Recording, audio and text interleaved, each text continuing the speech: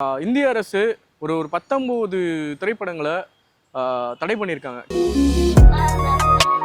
இந்திய அரசு இந்த திரைப்படங்களை தடை பண்ண வேண்டிய தேவை என்ன இருக்குன்னு நம்ம ஒரு கேள்வியை கேட்டாகணும். பாலஸ்தீனுடைய குழந்தைகள் கொத்து கொத்தா கொல்லப்படுறத நம்ம இந்த போர் நேரத்தில் பார்த்துருப்போம். இஸ்ரேல் அரசினுடைய பயங்கரவாதத்தை இந்த உலகமே என்ன பண்ணுச்சு அப்படின்னா வெறுமனே வேடிக்கை பார்த்து கொண்டுருச்சு. போர் நேரத்தில் அந்த குழந்தைகளுக்காக நம்ம உணவு கொடுக்கலையோ இல்லை ஏதோ ஒரு விஷயம் அவங்களுக்கு சப்போர்ட் பண்ணலையோ ஒரு திரைப்படம் எடுக்கிறாங்க, அது திரைப்படம் வெளியே வருது, அந்த திரைப்படத்திற்கு ஆதரவாக நிற்கணும்ல.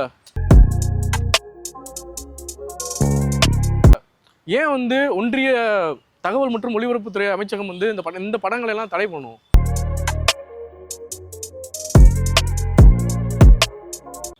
கருப்பாட்டம் நேயர்களுக்கு வணக்கம். நம்ம என்ன பார்க்க போறோம்னு பார்த்தோன்னா, இந்திய அரசு ஒரு 19 திரைப்படங்களை தடை பண்ணியிருக்காங்க. கேரளாவில் நடக்கக்கூடிய சர்வதேச திரைப்பட விழாவில். அது என்னென்ன படம்னு பார்த்தோம்னா, Palestine 36, once upon a time in Gaza, all that left you, Wajib. அப்புறம் ஒரு ராப் பாடகர் ஒரு ஸ்பெயினோட ராப் பாடகருடைய டைட்டிலே என்ன வச்சுருக்காங்க பார்த்தோம்னா, பீஃப் சம்திங் அந்த மாதிரி வச்சுருப்பாங்க போல். இந்த படத்தையும் தடை பண்ணியிருக்காங்க. அதற்கு பிறகு சோவியத் யூனியனுடைய ஒரு படத்தை தடை பண்ணியிருக்காங்க. இந்திய அரசு இந்த திரைப்படங்களை தடை பண்ண வேண்டிய தேவை என்ன இருக்குன்னு நம்ம ஒரு கேள்வியை கேட்டாகணும். ஏன்னா பாலஸ்தீனுடைய குழந்தைகள் கொத்து கொத்தா கொல்லப்படுறத நம்ம இந்த போர் நேரத்தில் பார்த்துருப்போம். ஏன்னா எல்லாருமே இன்ஸ்டாகிராம் யூஸ் பண்ணுறோம். இன்னைக்கு அந்த இன்ஸ்டாகிராம் வீடியோக்களில் அதிகமாக நான்லாம் பார்த்தது காசாவில் இருக்கக்கூடிய குழந்தைகள் சோத்துக்கு நின்னது, இந்த மாதிரியான ஒரு ஒரு வெக்கக்கேடான நிலையை தான் அதிகமாக நம்ம பார்த்தோம். இஸ்ரேல் அரசினுடைய பயங்கரவாதத்தை இந்த உலகமே என்ன பண்ணுச்சு அப்படின்னா வெறுமனே வேடிக்கை பார்த்து கொண்டுருச்சு. அமெரிக்காவில் இருக்கக்கூடிய அரசாங்கத்தில் இருக்கக்கூடிய அரசாங்க அதிகாரிகளும் கூட இதற்கு எதிராக போராடுறாங்க அப்படின்றதுக்கான அவங்க அமெரிக்க அரசால் பெரிய பெரிய நடவடிக்கைகள்லாம் மேற்கொண்டாங்க. இன்னொன்று உலகெங்கிலும் இருக்கக்கூடிய மனித உரிமை ஆர்வலர்கள் எல்லாருமே கிரெட்டா தன்பர்க் இந்த மாதிரியான மனித உரிமை ஆர்வலர்கள் முதற்கொண்டு காசாவில் நடக்கக்கூடிய அந்த அநீதிக்கு எதிராக தங்களுடைய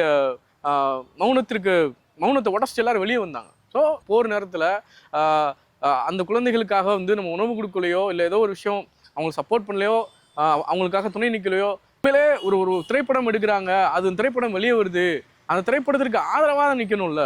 உண்மையிலே அவங்க நம்ம போய் துணை நிற்கல, போர் நேரத்தில் துணை நிற்கல, அது வேற விஷயம்.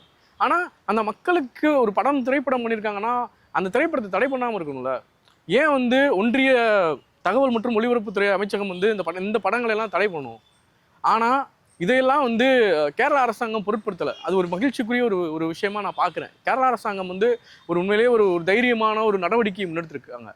இந்திய ஒன்றிய அரசு ஒரு பெரிய ஒரு தடை அப்படின்னு சொல்லி ஒரு 19 படத்துக்கு தடை விதித்திருந்தாலும் அந்த தடையெல்லாம் நாங்கள் அந்த தடையை மீறி அந்த படங்களை ஒளிபரப்பு பண்ணுவோம் சர்வதேச திரைப்பட விழாவில் அப்படின்னு சொல்லியிருக்காங்க. உண்மையிலே இது பினராயி விஜயனுடைய ஒரு தைரியமான நடவடிக்கையாக நான் பார்க்குறேன். ஏன்னா இப்படியான படங்கள் வரணும். ஏன்னா போர் நேரத்தில் அங்கே இருக்கக்கூடிய மக்கள்கள் ஏதோ ஒரு திரைப்படம் பண்ணி இங்கே அனுப்புகிறாங்கன்னா அது எவ்வளோ பெரிய விஷயம். அதை நம்ம உண்மையிலே அதற்கு ஆதரவாக நிற்கலாம். அதுக்கு முட்டுக்கட்டையாக நம்ம நிற்காமல் இருக்கணும். அதுதான் ஒரு மனித அறம்.